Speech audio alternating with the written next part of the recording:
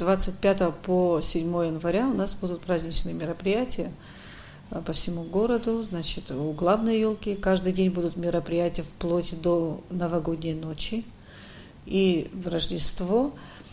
Вот. А так по микрорайонам у нас будут мероприятия, 5 микрорайонам, новый район, старый поселок, Маяк, Синоп и Турбаза. Все это делается для нас, для народа, для населения.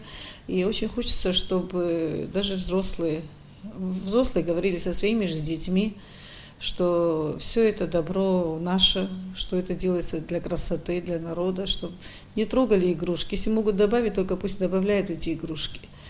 Я думаю, что мы с года в год к этому придем.